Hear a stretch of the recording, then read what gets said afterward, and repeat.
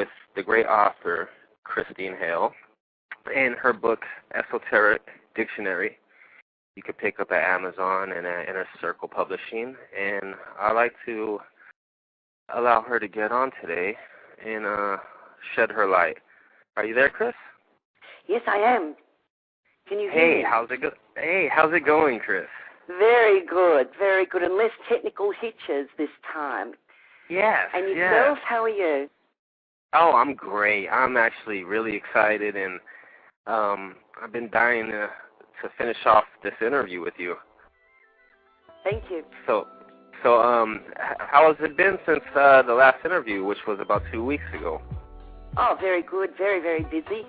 Lots of things happening, lots of shifts of energy. I'm sure lots of listeners, being sensitive will feel them. I think 2008 is going to be a very, very good year for a lot of people. Totally. What do you think of that number 8 and what it represents? Well, I'm not a numerologist by trade, but of course the Chinese see that as a very powerful number. And just my basic knowledge of Persian numerology, 8 is very much a power number. Of course, power can be used or abused, but it would be a gathering of energy. Of course, it's quite complex. There's different cycles, and, a properly trained numerologist would be able to tell you a lot more information about what the number would mean or what the year means in the conglomerate numbers than I would. Yes. I definitely feel, or I have the feeling of the year of infinity. Oh, of course, to say. Since if you were to put the number 8 on its side, you would get the infinity symbol. So I was hoping that that's how 2008 would come out for us. The year of the brand new infinite beginning, maybe. Yes. Well, we hope so. Of course, you can say every moment should be that, but maybe it just makes it easier because of the energies aligning. Yes, it is. Totally. And I've been feeling this shift that you've been speaking of. Could you speak on that a little bit more and how that might correlate with what we're talking about today on esotericism? Yes, I think what basically, and a lot of listeners would probably be aware of it, there's a lot of programs, a lot of books, commentaries about the 2012 end of the Mayan calendar. Lots of things are coinciding about that time of a massive shift. And, of course, we're building into this, which is why I think we mentioned the last program, or certainly in Thought Waves radio program, which I co-host, that there is an acceleration.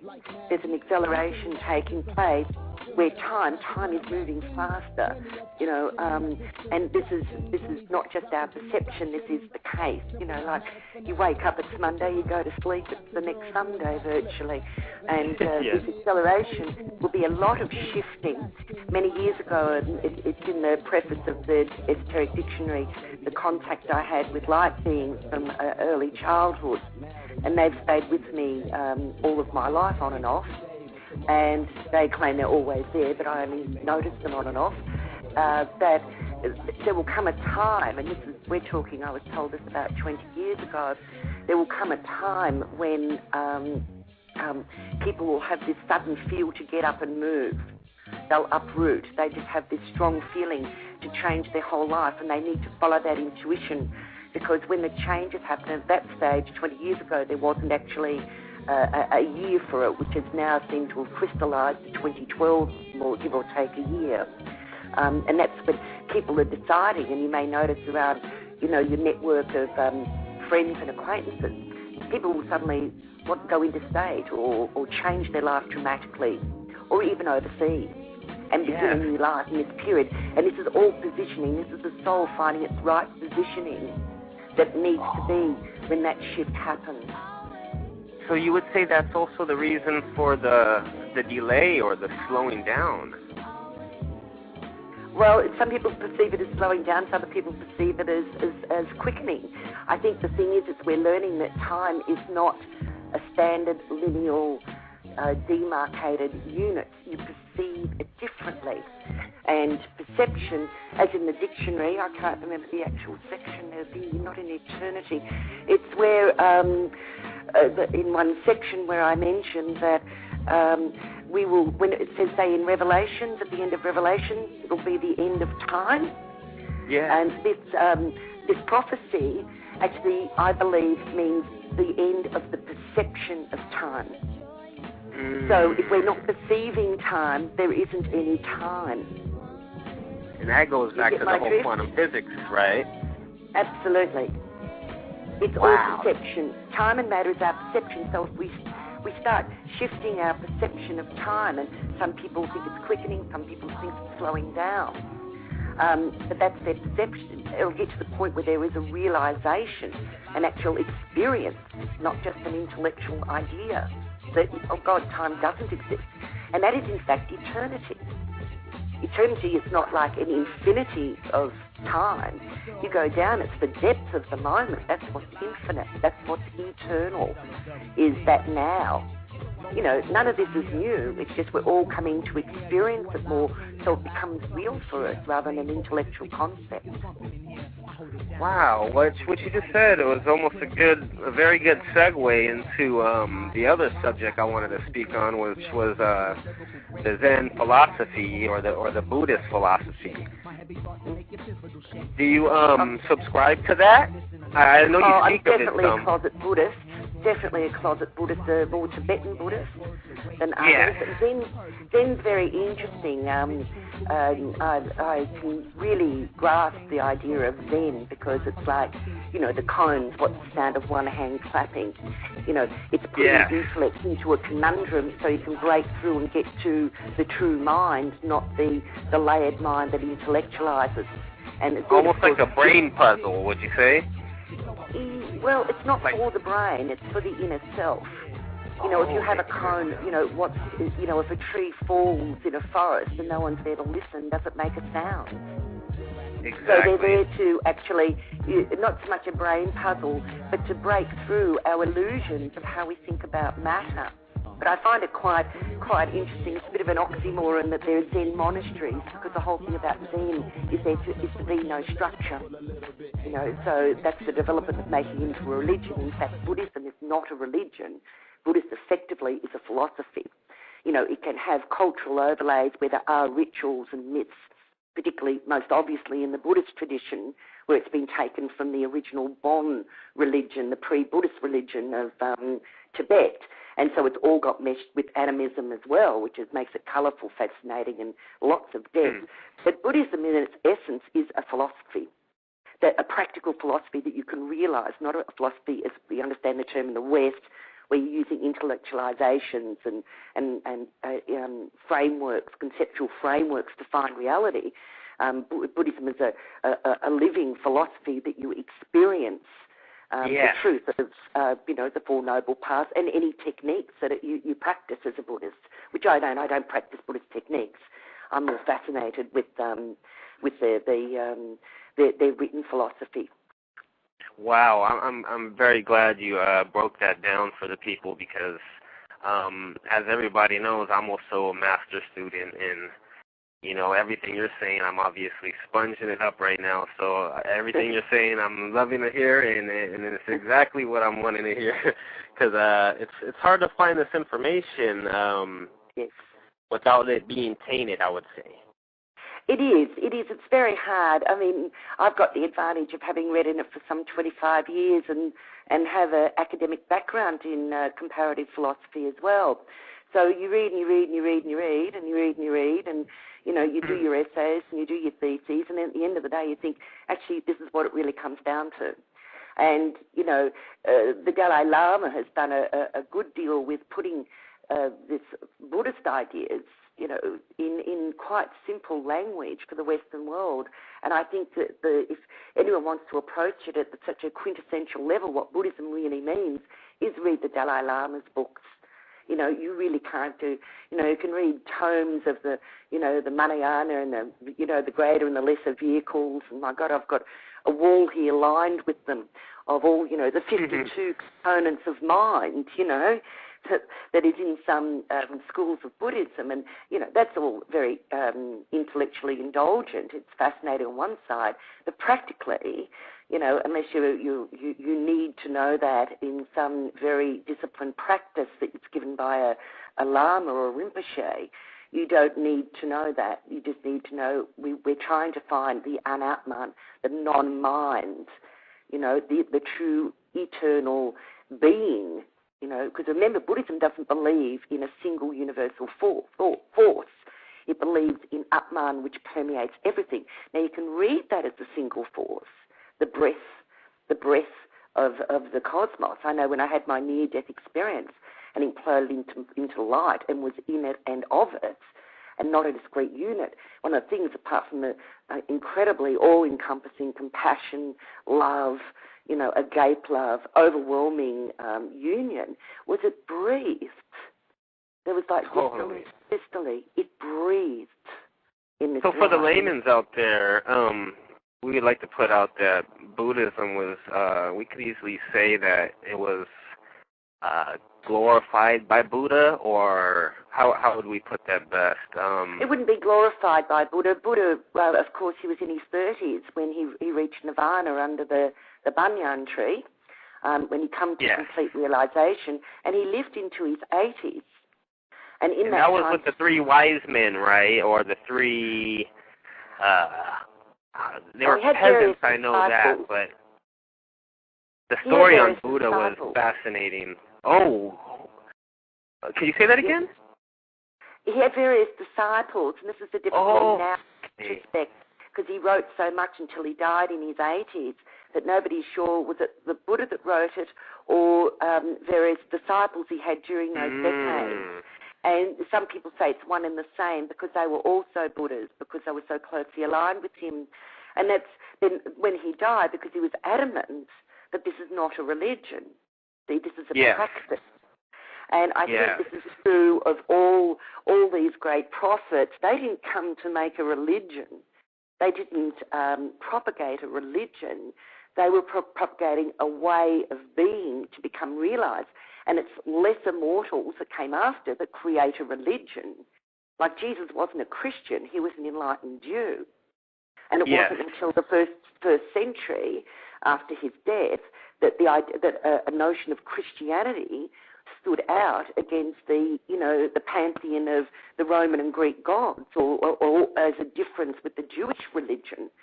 Because you have to really laugh when you have the Christians basically denouncing that he was a Jew, when everybody during his time was a Jew, wouldn't you say? Oh, yeah, Jew or a Gentile, yes. And he was practicing, of course, in the mystical cults of Gnosis, what's it called? Gnosticism. So he was from a mystical arm of Judaism, and there were a lot of these little groups, spiritual groups around Israel as it was known then. And, of course, that's where you've got all the Nag Hammadi and the Dead Sea Scrolls. And I have a good question on that one. I think he was either studying Kabbalah, or was he, because I noticed you mentioned mysticism. Could it have been Kabbalistic type philosophies he was studying at the time? It would have been some sort of offshoot, or Kabbalism. Well, Kabbalism's quite old, and I don't know if it predates Gnosticism, or rather, Gnosticism is a very early Christian. I think it does. I think it does. Sorry? Yeah, I think it does, actually. Yeah. So there would be these different offshoots, these various communities. I'm trying to think of what the community is. In the Gnostics was, would that happen to be the study under the Pistis Sophia? Or, because that's what I really know of the Gnostics. It's very early Christian. Gnosticism is definitely an offshoot from the Jewish mystical traditions. Yeah. And the early Gnostics in the first couple of centuries, and that were not like you've got this arm, and any listener, if I'm getting this wrong, if my history's out of whack, it's what I remember. You've got Peter who set it up in Rome, and he had Roman Catholicism, which then became a centralised power. But meanwhile, scattered throughout, you've also got this the Gnostics, and the Gnostics, of course, were eventually wiped out because they were believing God is within rather than in a centralised external power. So you've got all these pushes and pulls right up, into the 3rd century, and then you've got the Nicene Creed, and it becomes political. As soon as it's religion, it's political. Yeah. People are looking for power, and and so the whole original idea gets lost in it. And there's an absolutely fantastic book if listeners want to find it. I think it's out of print, but Amazon Marketplace will have it, and it's called Mission. That's just the one name, Mission, by Patrick Tilley. And it's written as a novel. It's also written in fantastic humour. It's brilliant writing with subplots. And it's about if Jesus returns in the 20th century, and he returned to these people who were, very hard-nosed Jewish lawyer in New York and his partner who was a Jewish doctor. And they're trying to deal with this person who's not saying who he is, but obviously he is, who just materialises and dematerialises in their life because he's in a time warp. And it sounds extremely corny, brilliantly written. It was researched for 12 years. What was the name again? It's called Mission, Mission, and it's written by Patrick Tilley. That sounds very interesting. It is a read, and it's about I've read it about 8 times. Every time you go back into it, he's got a lot of research in the background stories of what he calls the man tells of the history and how this came to be and what he was doing, the purpose he was on Earth. But he's pretty cool and calm. He just sits up and drinks his bottle of wine that never ends. But it's very, very powerfully researched. And it's amazing on the shifting of these characters, on the influence of this particular energy that is non-religious. Totally. What I know of as Buddhism, the best phrase I would have to throw out there is all paths that lead to the one are accepted. Have you heard that one? No, I haven't. So can you repeat that, please, Stephen? Yes, it's basically the train of thought, I would have to say, or the philosophy I've heard is all paths that lead to the one are accepted. Yes. So it's basically like the gateway drug into God almost, but it's also saying that it's not a religion because it's also telling. It's a matter of interpretation, isn't it? This is the difficulty because then you have in Christianity or in the Bible, I believe, I am the truth, the light, and the way. So, when you're in religion, it's Jesus saying, well, it's him, you've got to follow Jesus, but do we know who Jesus really was? So if I am the truth, and if he's talking from his absolute higher self, that means that the light is the way. And it's by the method of compassion, because that's what he was saying, love, compassion. Which is not totally. Just Buddhism, who will not kill life. And so there's this thing of the light, of the way. And as you repeated that line, it was quite funny. I got a flash I had years ago while I was deep in meditation. And in front of me was Krishna dancing, right? And he's all blue, and he's absolutely brilliant light coming out of him. And in my mind, I said to Krishna, which is the right path? And he laughed, and then before me were like a million paths, all with him dancing on them. Oh, my God. And he said, every path is the path. And you never heard that phrase? Longer, some might be shorter, some might be harder going, some might be easier, but all paths. Oh, my God. So you never heard that phrase before? No, I never heard that phrase, but I would say the correlation works. Wow. Oh, my God, that is so on point. And you actually got to see this in a what was it, not an outer body, but meditation. Very, very deep meditation, which is quite interesting because I only have a passing interest in Hinduism. Right? I'm interested in it because, I've studied different religions. And, but Krishna would never be someone I would particularly meditate on. He arrived. And he's laughing because, of course, Krishna laughs all the time. He doesn't take himself particularly seriously. He goes out with the gopis. Oh, my God, that is so funny. Yeah, I think we take ourselves far too seriously sometimes. Are you there? Are you there? Have you lost me? Hello?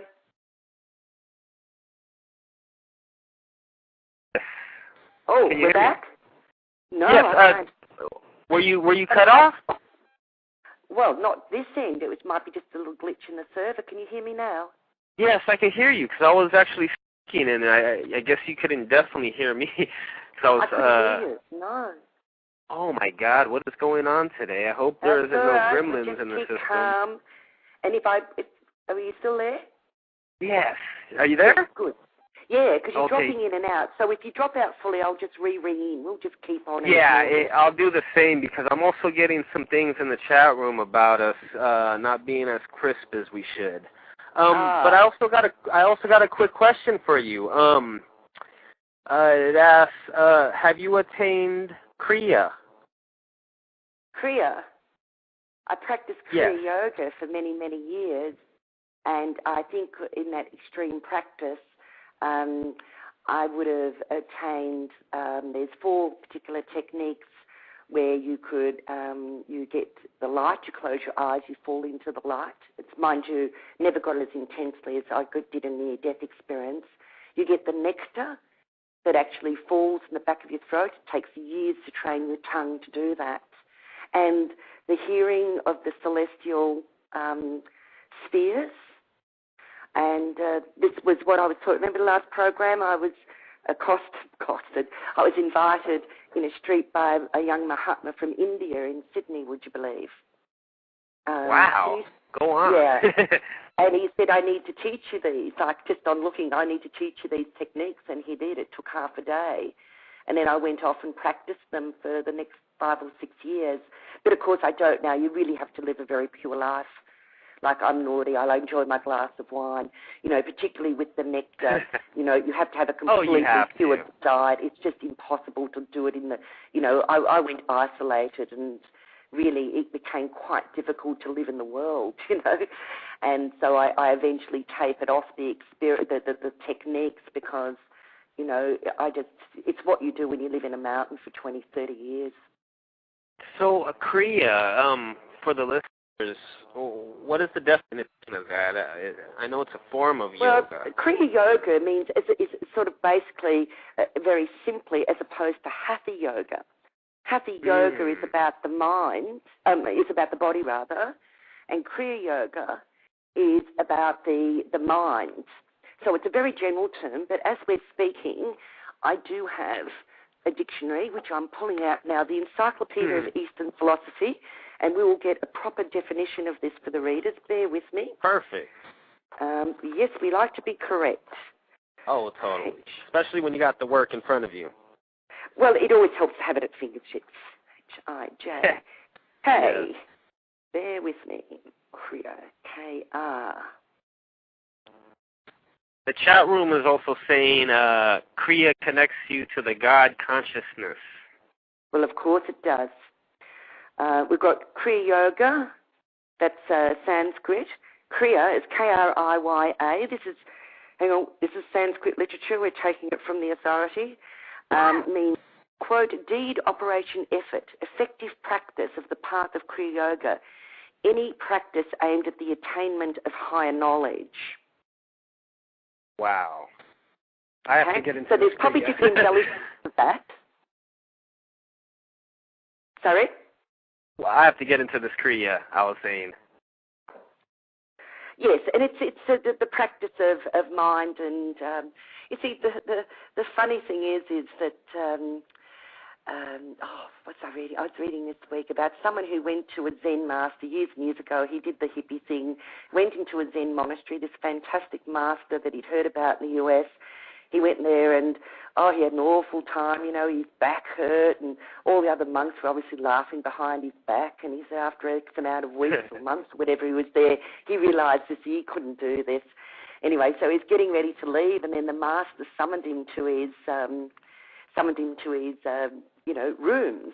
And this was a huge privilege, like he's hardly ever seen. He's an old man, and, you know, he's the greatest Zen master in the world. And he talked to this guy, and, you know, and he said, and he started scratching his bottom, and this guy got really embarrassed. That's not what you do in public. And he said, look, you know, I've got hemorrhoids. I'm really stressed. I'm really stressed. I've got to run this monastery. Any moment it's a tinderbox. It can burn down. He said, you know, I've got this wife that nags me all the time. She's not as enlightened as me. And he says, you know, anyway, so he walked him down. He's sort of blown away by this guy. And he walked him down and showed him a little plaque that was at the gate that he never read properly, you know, and I can't, you know, paraphrase it properly. But basically the guy, he read it, and the master turned to him and he said, do you know, it's exactly the same after enlightenment as it is before enlightenment. So it's like we're all waiting to be enlightened, okay, or, you know, we're working towards it, which means it will never happen. You are effectively enlightened now, you just don't know it. Or in other words, we could also say that should be our destiny. Well, it is our destiny because every path leads to it, if we go back to that question we had a while ago. If every path leads to it, and you could say, oh, well, you know, what about someone really evil like Hitler? Well, you know, who would want Hitler's life review when he died? My God, he's probably still doing it and experiencing all the pain that he inflicted on others. But he might make it. He might make another 10 million lifetimes, but he'll eventually get there.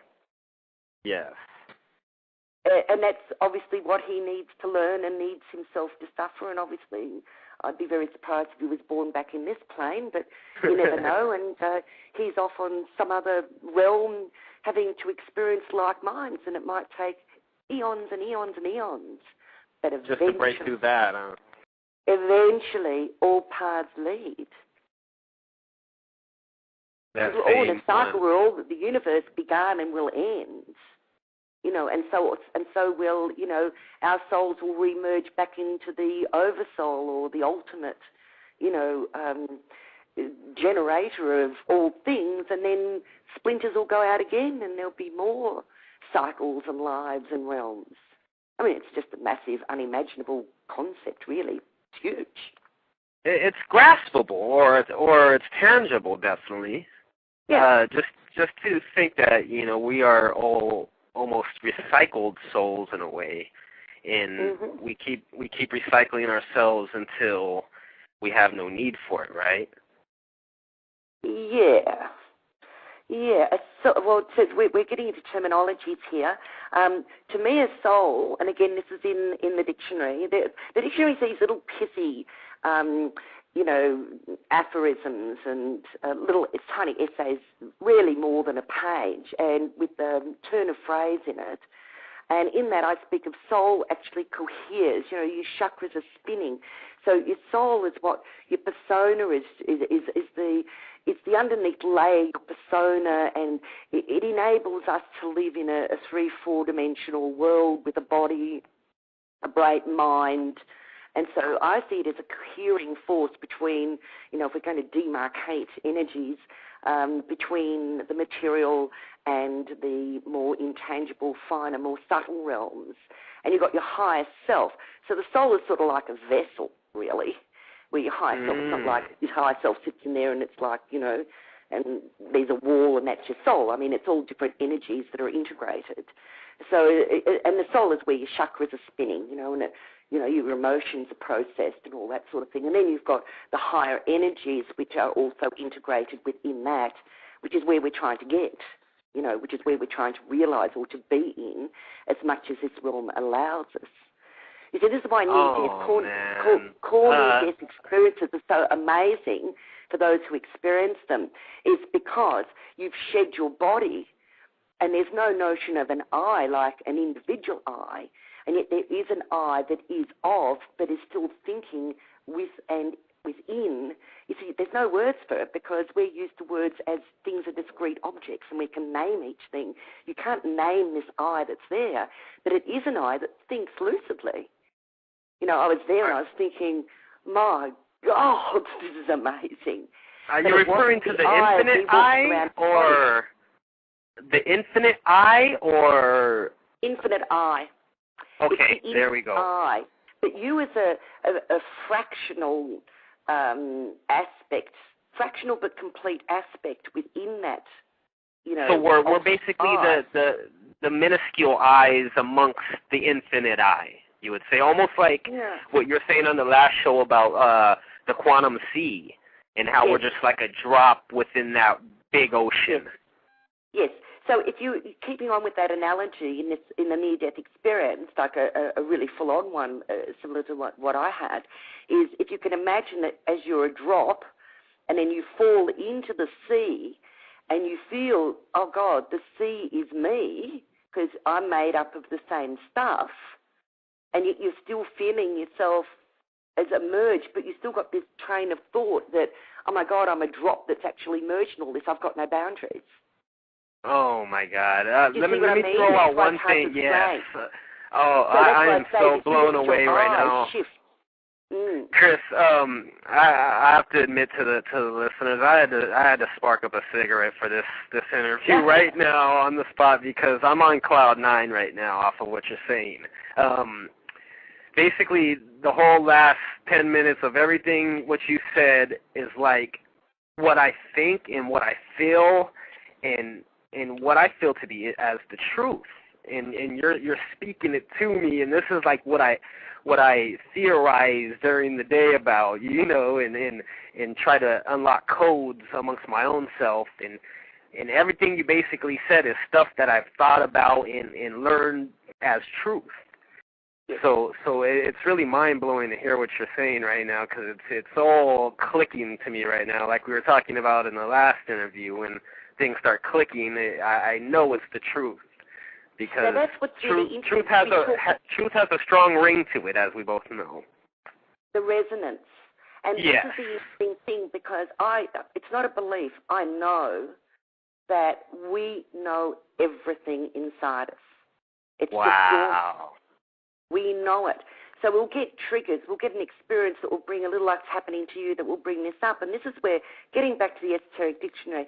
Now, listeners, I'm not plugging it because I wrote it. No. Let's definitely do that. Money out of it. But let's definitely do that because I want people to focus on this book because I feel it'll really open up the people's eyes to this whole subject we're speaking on if they do get their hands on it. Book. You see, it's even to the point, if you read the author's preface, which, you can see it's actually on Search Inside on Amazon. At my request, I got them to put author's preface in there as the background to it. I do not feel I wrote that book, right? I got it when I was on a holiday in India. I had tried for years to write a book like with a novel background, to put the knowledge that I'd learned over the years across to people. And I gave up. I must have burnt about 3 or 4 different drafts. And I thought, I'm just not getting it. I cannot capture it. It's not impossible. I'm not going to bother. So I went for a 2-month holiday to India, travelled it, and ended up in the Himalayan foothills. And I was sitting watching this unbelievable sunrise over the snow. Right? I was about to say, that must be a visual all of a sudden, the whole book came to me, every word, in a matter of seconds. The title. And it was all a matter of just relaying it down on paper, right? Yeah. I just jumped on a plane, came home, sat my little typewriter. It was like it was imprinted in my brain and I didn't do each section in order. I typed out all the sections that came to me, and strangely enough, it came to exactly 101. And then each 101 morning pages or sorry? 101 pages or 101 chapters? 101 segments. Okay. 101 headings, if you like. And then I'd sit in the morning as soon as I got back from India, and I'd pick one at random. Generally, I'd do 3 or 4 a morning, and as soon as I typed in the heading, I just typed, it just came out like automatic writing. Wow. Okay, and then when I finished each one, I ticked off each one, I thought it's done, and then I put it all in alphabetical order, and the amazing thing is, if it's not advisable, but if you do read it cover to cover or a set of sections, they actually the analogies flow through as if it's been written. Now, when I took the manuscript to various people, they actually said that it's the way the writing, there's a rhythm in the writing that actually opens up realization. So in this book is not going to tell anyone what they don't already know, but it will trigger things that are dormant that you will realize. And it will also the things within, right? Too. Okay? So those good things that are within us, right? The things that are dormant. Remember when I said everyone knows everything? Yeah. But they're dormant? This is one of the triggers that can open that up for people to realize. But it's indirectly. It doesn't work through the intellect. So you can read a section, you think, oh, gee, that sounds good, and some of it's just like a bit of poetry, or some of it, is funny stories. Some of them are a bit more serious. And you can think, wow, and then all of a sudden it's bang, bang, bang. And I had this amazing experience because I self-published first here in Australia, and I had the first copy with me, and I went around for a dinner with on a Sunday with some friends because they wanted a copy. Now, with them was a couple of people I didn't know. There were two brothers. One of these brothers, adults, was autistic, severely autistic. Okay, but he was, well, when I say severely, he was obviously, he wasn't screaming or anything. He was obviously had social skills, but he was he was diagnosed autistic and obviously had some disabilities, mental disabilities. And when I went to pass the book round the table to my friends, he took this book. He had said nothing the whole dinner, right? And he took it and he looked at me and he said, "Everything is in this book. Everything anyone needs to know to live and to love are in this book." And we just sat there, we were just blown away. And then he passed it on, and that was the last thing he said on that dinner. And that's a good reason for anybody to get the book out there, people. I would have to say, because what you're saying is really just striking a chord with me, and it's really making me want to read this book. I read the phrase about the red herring. Yes. Could you expound on that a little bit? Because that was really interesting. I think I heard it on the Thought Waves radio show. Okay. Well, red herrings, if we're going to have this is only a very short section, of course, I'll just find out where I've got a copy of it. You don't want to give it all up yet, but, maybe give red herrings a little. Are interesting because red herrings are the things we actually do in life, okay? Red herrings are... anyway, I'll just read this and see how it resonates with the viewers. Hopefully we're getting a clearer lines here. Yeah. To speak of red herrings and holy mackerels, absurdity in the deep flowing currents. Oh yes, life is full of paradoxes, reflection of the divine in the chaos of the mundane. Red herrings are the sweetmeats we eat in the groping journey towards our true nature. Red herrings are the illusions, the mirages that are set upon the path. And lo and behold, we chase them as reality. A form of reality they certainly are, created to compromise the truth, instigate frustration in us. We are made aware so painfully there must be something more. So we are goaded into the next turn of the path. Red herrings are not the friends of complacency. They are there to laugh at you for being a divine fool. They are there to enable one to transcend one's ego. Red herrings slither away one's grasp, and in a flash of quicksilver, merge back into the inscrutable ocean, the featureless surfaces. We cannot catch and own. Once that is realized, the red herring becomes a joy to behold. We laugh with the cosmos. These fish dance around us in a symphony that is the reflected divinity of the world. What's more, we become ourselves a red herring. Wow, that was awesome. That was awesome. So you see what the book is doing. I can actually see what you're saying and how it's always fleeting us, and we're always trying to capture it. Like once we get that new car, we're going to be happy. In the holy mackerel, how does that tie in? Because that was also another... Okay, that wasn't really making me happy. So this is a very simple way, because of course red herrings is originally a term that's used in language back from Britain. There's no such thing as a red herring. or it was the smell. The smell, you'd like follow a scent and find, oh yeah, no, that's not a herring. It's a red herring. There's no such thing. You see what I mean? Almost like another Zen Quan, almost. Sorry? Almost like a Zen Quan in a way. Yeah. You're almost chasing something that doesn't exist, right? Yeah.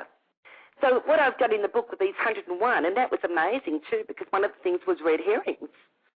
And then as soon as I sat at the typewriter putting red herrings, I thought, I've got no idea what this is about, and that's what came out. That is fascinating.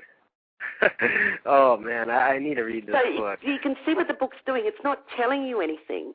It's taking you on this little, ride of analogies and humours, and you sit there, right, and it works within you.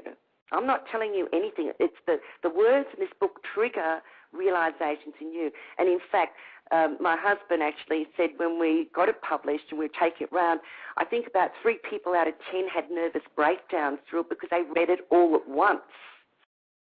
And you get really overwhelmed. Oh, man. And there is an advice not to read it all at once in a cover-to-cover thing, because you can. It's just literally overwhelming. So this is the introduction. I've given a way to read this because I've learned that this is something that is not a normal book, and I actually believe I was only a conduit for writing it. So, and the introduction, it says map and maze, suggestions on approach.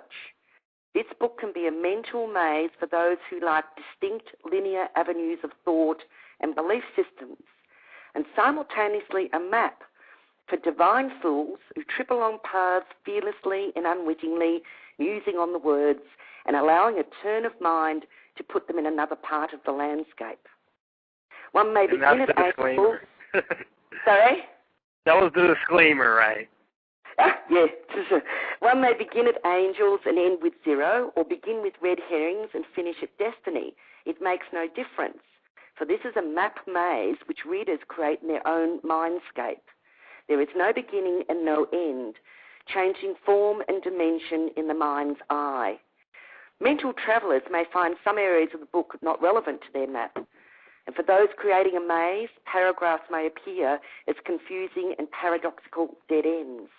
Beware of the lurking minotaurs of minds. Wow.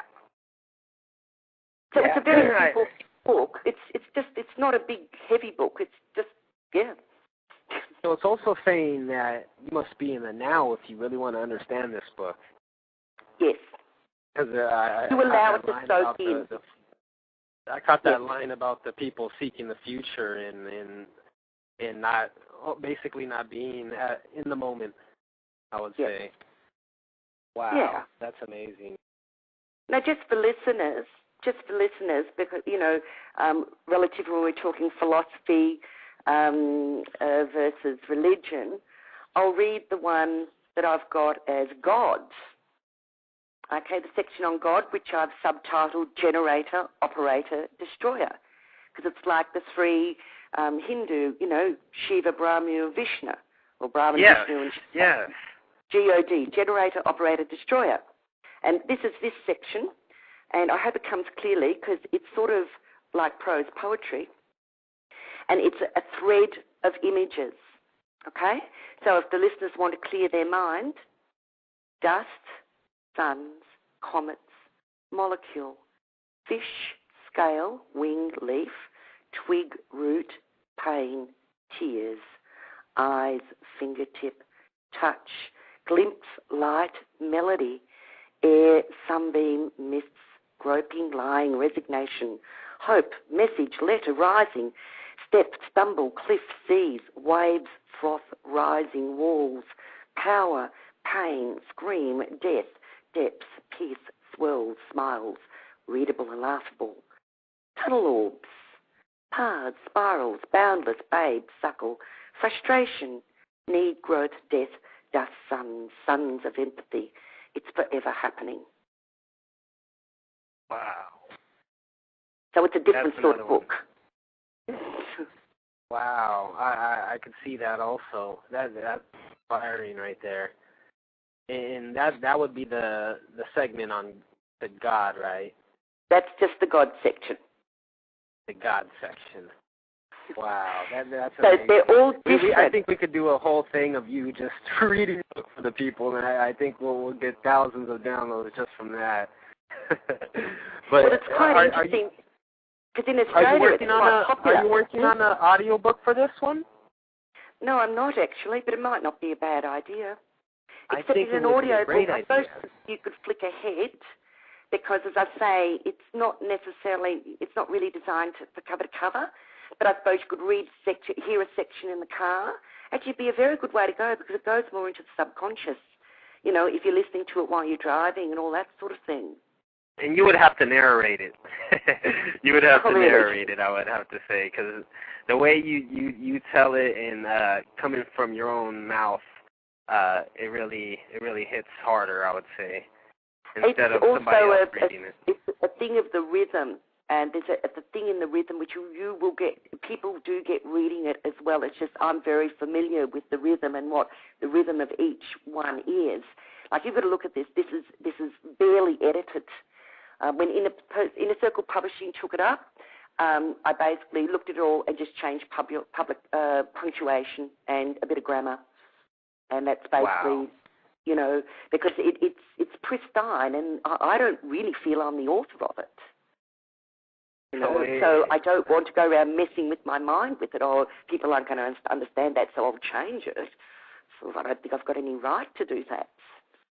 So for the people that aren't understanding what you're saying, I'm getting to the conclusion of that it's divinely inspired. Yep, that's one way to look at it.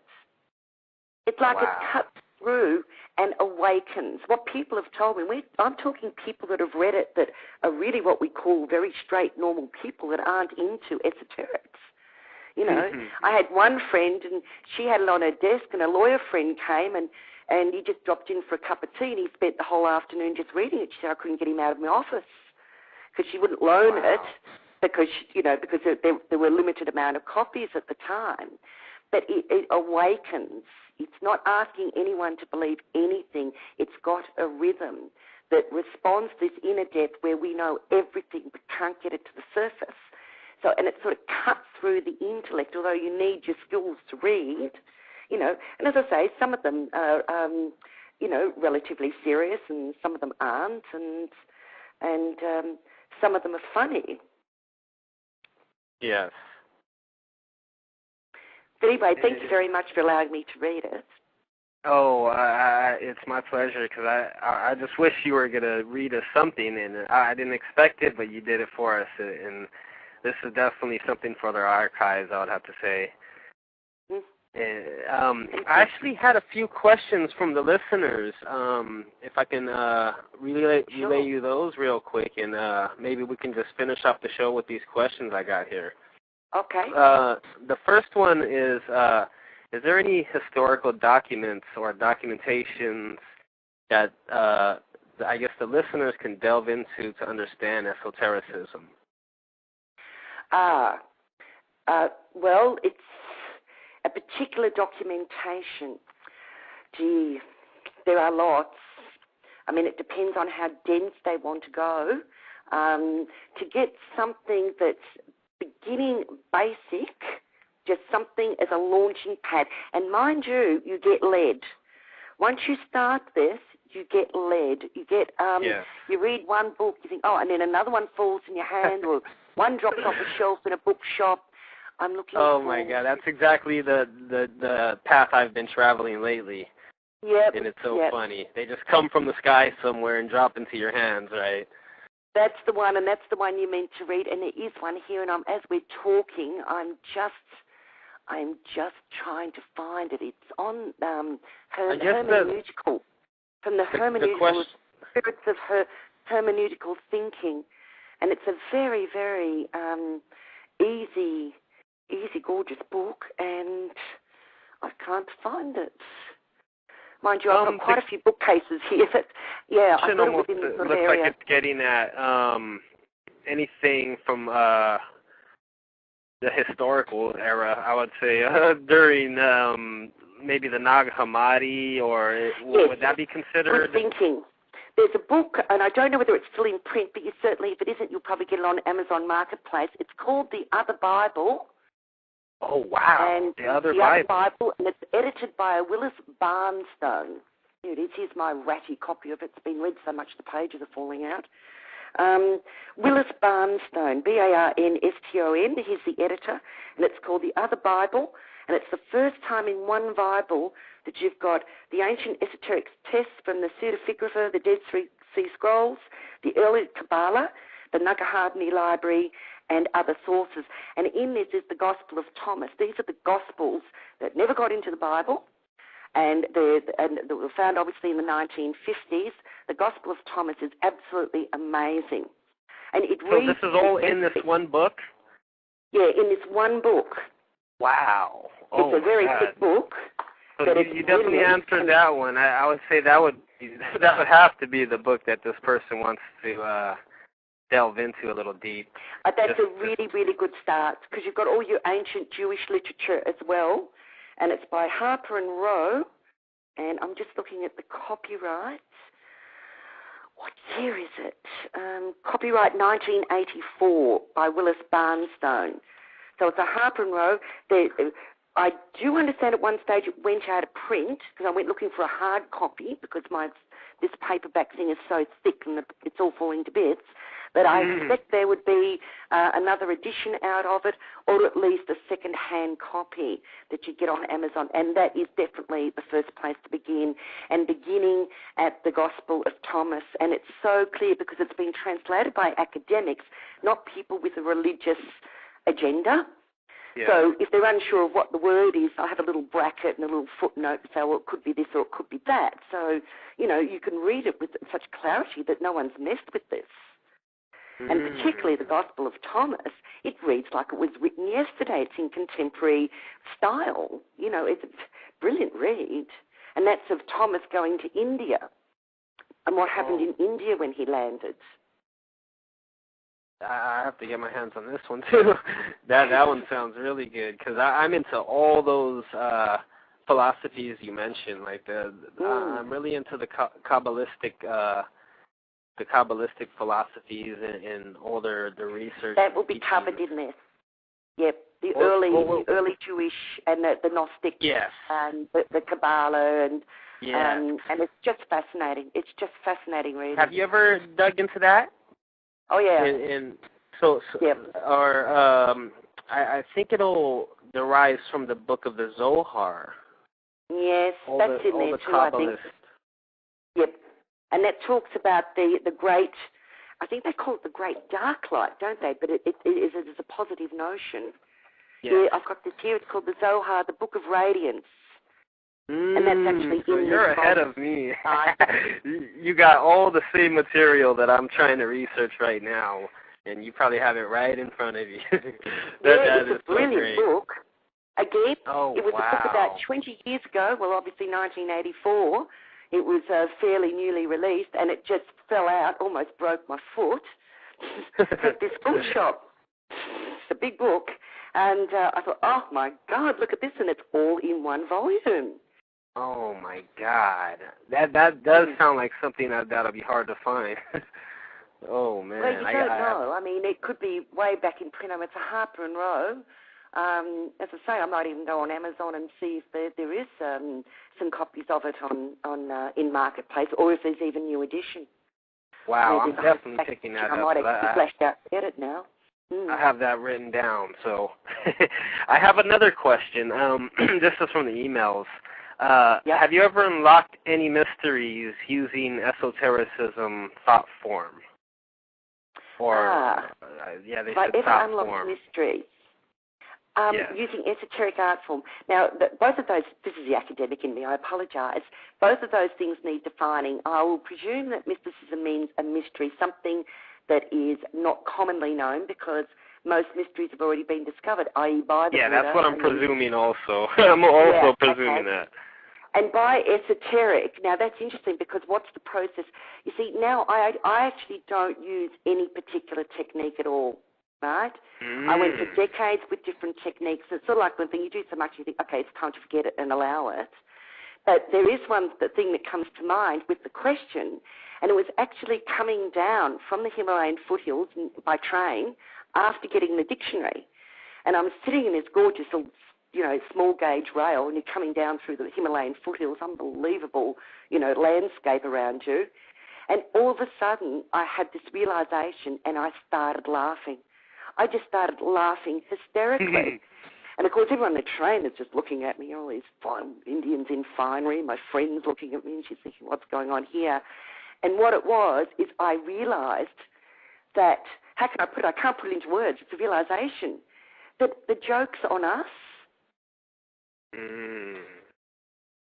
We're taking it too seriously. This whole thing is a leela. It's a game. So all the meditating and the yoga, and so you're saying all the meditating and all the yoga and all those different, you would say, forms of techniques, Zen or your techniques aren't really feasible in the aspect you're speaking of, which is just coming from the mind and releasing all those old trends, would you say? Yes.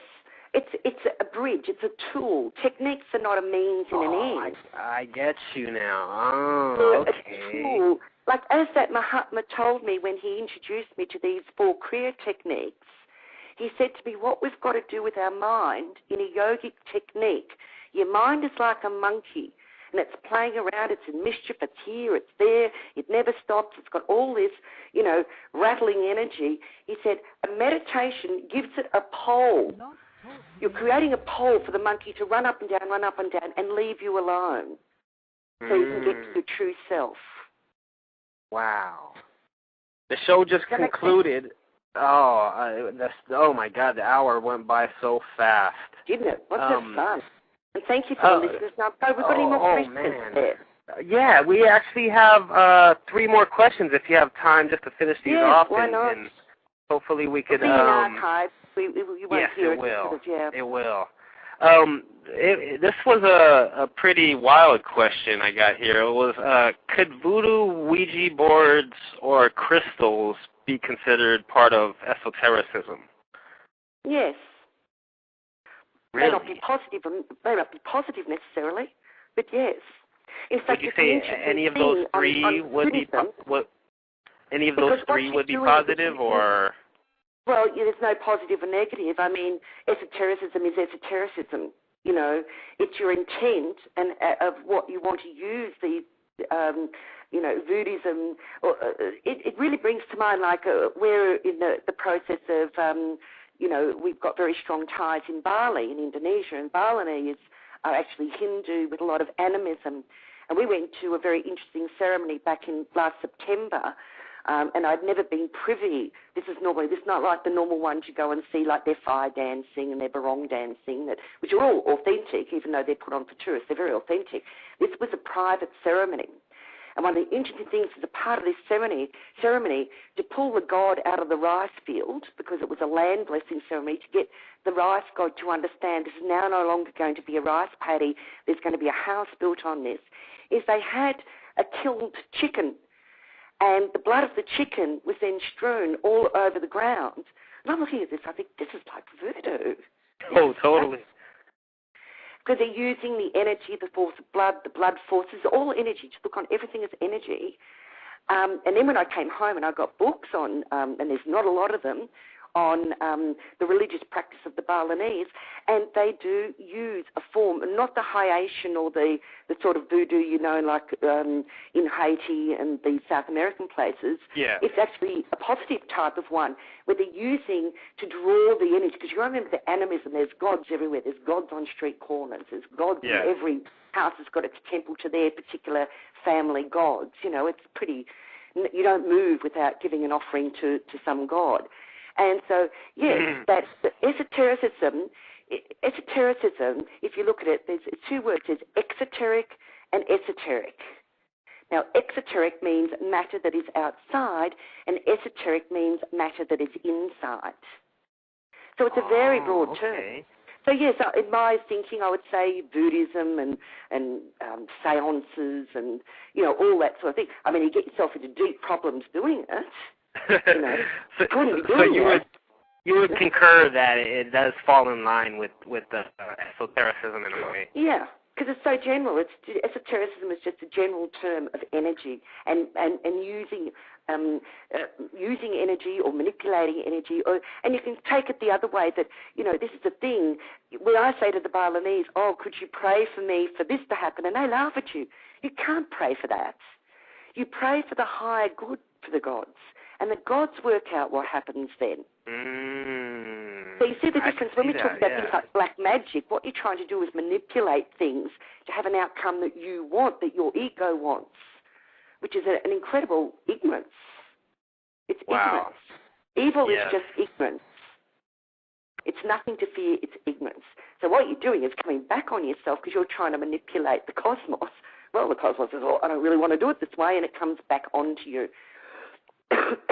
We get back to Hitler. We get back to Hitler right there. Yeah, get back to Hitler. Back to Hitler again. I have one real good question. I think we can close off with was what? Wait, let me see this real quick. Good question. Yeah, it was. What made you create the book? What made me create the book? I didn't seem to have a lot to say. I wanted to create a book. As I said, I wanted to create a book that would somehow communicate what I've learned over the years, that will make it accessible to people that haven't done the sort of study and techniques that I've done. But, I mean, not a quick, easy fix. You can't take a pill and become realised.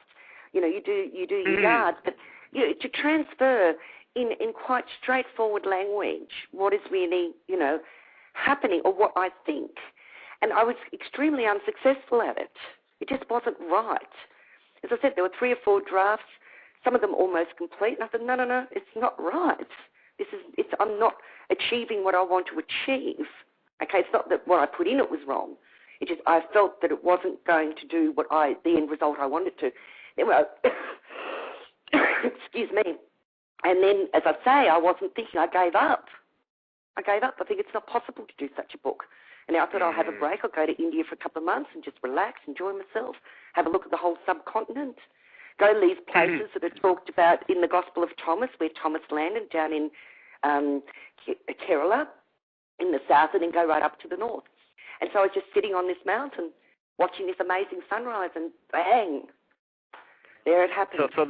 So the Book of Thomas, it does sound like a big inspiration to you, huh? Yes, very big inspiration for me. Wow, this was definitely a great interview. I didn't want to burn up any more of your time because I'm pretty sure you're busy. You're a lot busier than I am, and I'm pretty busy right now. I've got another radio show in a few hours. Thought Waves is on in a few hours, but I'm going to let the other guys do most of the talking. I hope I didn't drain you. I hope I didn't drain all your powers. No. But thank you very much for inviting me. I really enjoyed it. Oh, it was a pleasure, and just for, like I said, for my own sake, to be able to get this information from you is extremely vital, and I think it's vital for the people also. And everything you're saying is definitely shedding a lot of light. And I appreciate you calling, and hopefully we can get you back on the show if we can find a topic that's worthy of Miss Christine Hale again. Oh, you embarrass me, but it'll be a pleasure to come back. And thank you for listening. It was a pleasure and an honor speaking with you again, and hopefully we'll get you back on again. Fantastic. Thanks for that, Stephen, and thank you, listeners. Bye-bye. And for everybody listening, that was Christine Hale, calling from down under, calling from... I like the canned laughter. Oh, the canned applause. Yes, the canned laughter would have been better. Anyway, man, that's so funny. Stephen, and thank you. You take care. Bye-bye, you too. Bye. Yes, that was another great show. As I was saying, go to innercirclepublishing.com, or you could go to Amazon and pick up the Esoteric Dictionary by Christine Hale. We definitely got on all the subject matter and killed it, and hopefully we can go on to something else the next show, and maybe I can get her on as a co-host. I don't know. We'll see how her time is, but I definitely love speaking with her, and everything she says strikes a chord with me. I've been listening to a lot of these so-called enlightened people, and they really have nothing on this lady. I'll be totally honest with you people, because what I hear from her is just totally accurate and on point. So when you guys get the book and read into it, please contact me and let me know how you think, because if you're feeling the way I'm feeling about the book, and all the information that she's referring to, then you're as amazed as I am. So this is Paranormal 101. This is your host, Stephen Orion, tuning in and tuning out. I hope all you people had a good time today.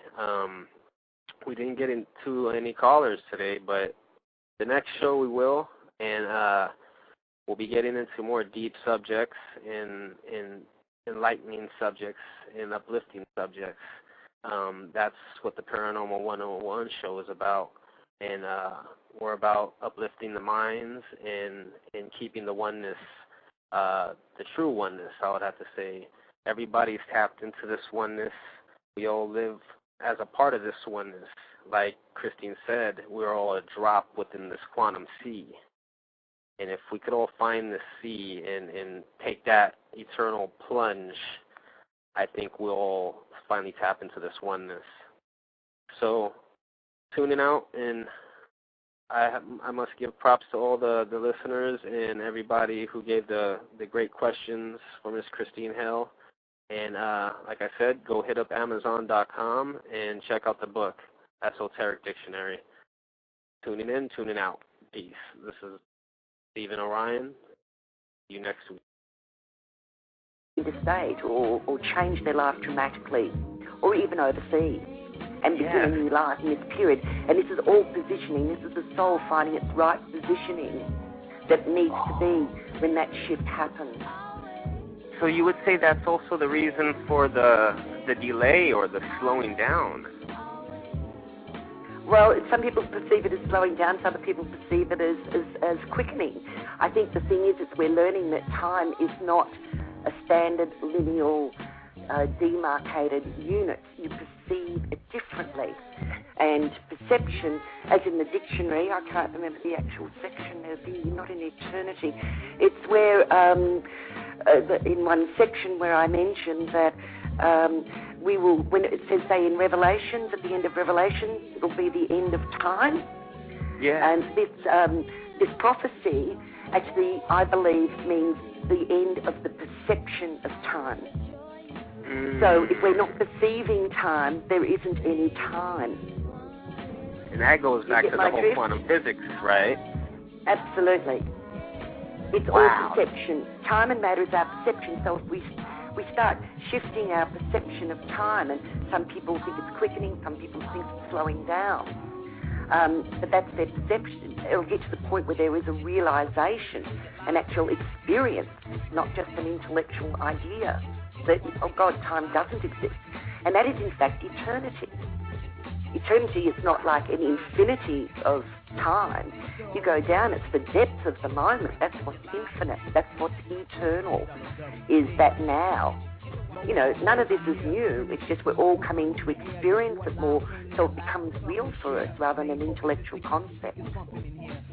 Wow, what you just said, it was almost a very good segue into the other subject I wanted to speak on, which was the Zen philosophy or the Buddhist philosophy for the people, because as everybody knows, I'm also a master student, and you know, everything you're saying, I'm obviously sponging it up right now. So everything you're saying, I'm loving to hear, and it's exactly what I'm wanting to hear, because it's hard to find this information without it being tainted, I would say. It is. It's very hard. I mean, I've got the advantage of having read in it for some 25 years and have an academic background in comparative philosophy as well. So you read and you read and you read and you read and you read and you read, and you know, you do your essays and you do your theses, and then at the end of the day you think, actually, this is what it really comes down to. And, you know, the Dalai Lama has done a good deal with putting this Buddhist ideas, in quite simple language for the Western world. And I think that if anyone wants to approach it at such a quintessential level, what Buddhism really means is read the Dalai Lama's books. You really can't do, you can read tomes of the Mahayana and the greater and the lesser vehicles. And my God, I've got a wall here lined with them of all, the 52 components of mind, that is in some schools of Buddhism. And, that's all very intellectually indulgent. It's fascinating on one side. But practically, unless you need to know that in some very disciplined practice that it's given by a lama or a rinpoche, you don't need to know that. You just need to know we're trying to find the anatman, the non-mind, the true eternal being, because remember, Buddhism doesn't believe in a single universal force. It believes in Atman, which permeates everything. Now, you can read that as a single force, the breath of the cosmos. I know when I had my near-death experience and imploded into light and was in it and of it, and not a discrete unit. Do you subscribe to that? I know you speak of it. I'm definitely a closet Buddhist. Definitely a closet Buddhist, more Tibetan Buddhist than others. Yeah. Zen's very interesting. I can really grasp the idea of Zen because it's like, the cones, what's the sound of one hand clapping? It's putting intellect into a conundrum so you can break through and get to the true mind, not the layered mind that intellectualizes. And it's almost like a brain puzzle, would you say? Well, it's not for the brain, it's for the inner self. If you have a cone, if a tree falls in a forest and no one's there to listen, does it make a sound? Exactly. So they're there to actually, not so much a brain puzzle, but to break through our illusions of how we think about matter. But I find it quite interesting. It's a bit of an oxymoron that there are Zen monasteries, because the whole thing about Zen is there to be no structure. So that's the development of making it into a religion. In fact, Buddhism is not a religion. Buddhism effectively is a philosophy. It can have cultural overlays where there are rituals and myths, particularly most obviously in the Buddhist tradition, where it's been taken from the original Bon religion, the pre-Buddhist religion of Tibet. And so it's all got meshed with animism as well, which makes it colourful, fascinating, and lots of depth. But Buddhism in its essence is a philosophy, a practical philosophy that you can realise, not a philosophy as we understand the term in the West, where you're using intellectualizations and frameworks, conceptual frameworks to find reality. Buddhism is a living philosophy that you experience. The truth of, the Four Noble Paths and any techniques that you practice as a Buddhist, which I don't. I don't practice Buddhist techniques. I'm more fascinated with their written philosophy. Wow, I'm very glad you broke that down for the great author Christine Hale, and her book Esoteric Dictionary. You could pick up at Amazon and at Inner Circle Publishing, and I'd like to allow her to get on today and shed her light. Are you there, Chris? Yes, I am. Can you hear me? How's it going, Chris? Very good, and less technical hitches this time. Yes. And yourself, how are you? Oh, I'm great. I'm actually really excited, and I've been dying to finish off this interview with you. Thank you. So how has it been since the last interview, which was about 2 weeks ago? Oh, very good. Very, very busy. Lots of things happening, lots of shifts of energy. I'm sure lots of listeners, being sensitive will feel them. I think 2008 is going to be a very, very good year for a lot of people. Totally. What do you think of that number 8 and what it represents? Well, I'm not a numerologist by trade, but of course the Chinese see that as a very powerful number. And just my basic knowledge of Persian numerology, 8 is very much a power number.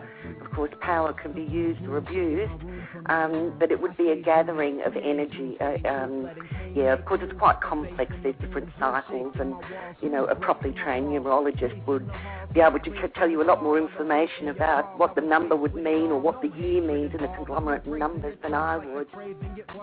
Yes. I definitely feel, or I have the feeling of the year of infinity. Oh, of course, good say. Since if you were to put the number 8 on its side, you would get the infinity symbol. So I was looking at, hoping that's how 2008 would come out for us. The year of the brand new infinite beginning, maybe. Yes, well, we hope so. Of course, you can say every moment should be that, but maybe it just makes it easier because of the energies aligning. Yes, it is, totally. And I've been feeling this shift that you've been speaking of. Could you speak on that a little bit more, and how that might correlate with what we're talking about today on esotericism? Yes, I think what basically, and a lot of listeners would probably be aware of it, there's a lot of programs, a lot of books, commentaries about the 2012 end of the Mayan calendar. Lots of things are coinciding about that time of a massive shift. And, of course, we're building into this, which is why I think we mentioned the last program, or certainly in Thought Waves radio program, which I co-host, that there is an acceleration. There's an acceleration taking place where time is moving faster, and this is not just our perception, this is the case, like you wake up, it's Monday, you go to sleep, it's the next Sunday virtually, and this acceleration will be a lot of shifting. Many years ago, it's in the preface of the Esoteric Dictionary, the contact I had with light beings from early childhood, and they've stayed with me all of my life on and off. And they claim they're always there, but I only notice them on and off, that there will come a time, and this is, we're talking, I was told this about 20 years ago, there will come a time when people will have this sudden feel to get up and move. They'll uproot. They just have this strong feeling to change their whole life, and they need to follow that intuition, because when the changes happen at that stage, 20 years ago, there wasn't actually a year for it, which has now seemed to have crystallised to 2012, more give or take a year. And that's what people are deciding, and you may notice around, your network of friends and acquaintances, people will suddenly go